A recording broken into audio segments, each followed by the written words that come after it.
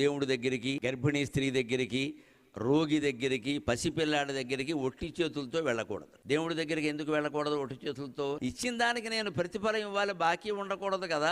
అందుకని వాడు ఇవ్వగలిగింది తులసాకు మాత్రమే, నేను ఇవ్వగలిగింది కోట్లు కదా ఇచ్చాను అంటాడు. అంటే దానికి రద్దు అయిపోయింది. ఎందుకంటే దేవుడికి అహంకార మమకారాలు ఉండవు. అందుకని పట్టుకెళ్ళమన్నారు. గర్భిణీ స్త్రీ దగ్గరికి వెళ్ళినప్పుడు ఏమైనా పట్టుకెళ్ళమన్నారు. ఎందుకంటే గర్భిణీ స్త్రీల కోరికలు ఏమీ లోకానికి నష్టం కలిగించేవి, ఆవిడ ఆరోగ్యానికి నష్టం కలిగించేవి కాకపోతే వెంటనే తీరు, లేకపోతే ఆ లోపం బిడ్డలో కనపడు. మా అక్కకి మినపసోనం ఇష్టం అని 1 కేజీ చేయించి పట్టుకెడతాడు. అలా గర్భిణీ స్త్రీ దగ్గరికి వెడితే ఆవిడ కోరికలు సరదాగా ఉంటాయి కూడా తెలుసుకుని పట్టుకెళ్ళమని. అలాగే రోగి దగ్గరికి ఆయన ఏమి బయటికి వెళ్ళి ఏం కొనుక్కోలేడు. ఎందుకని 2 యాపిల్ పళ్ళు పట్టుకెడితే అవే తింటాడు. ఆయన అన్నం తినకూడదు కదా. మరి చిన్న పిల్లాడి దగ్గరికి ఎందుకు పట్టుకెళ్ళమని చెప్పారో తెలుసా? వాడు చాలా తెలివివాడు. ఏమీ పట్టుకెళ్ళకుండా మనం వెడితే మన సంచి తీసుకుని జిప్పు తీసి వెతికి నాకేంది ఇచ్చేవాడు అంటాడు. వెంటనే ఆవిడ మొహమాట ముఖ్యమంత్రి వచ్చినా అంతే అడుగుతాడు వాడు. అలా చిన్నపిల్లల చేత అడిగించుకోకుండా మనమే ఇచ్చేస్తే పరువు దక్కుతుంది. ఊరికే శాస్త్రాలు చెప్పరండి.